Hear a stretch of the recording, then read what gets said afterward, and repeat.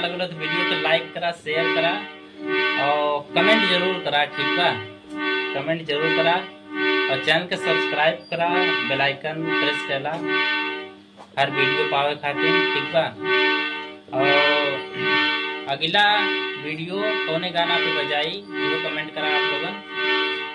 ठीक बा, मिलत है नेक्स्ट वीडियो में। नमस्कार।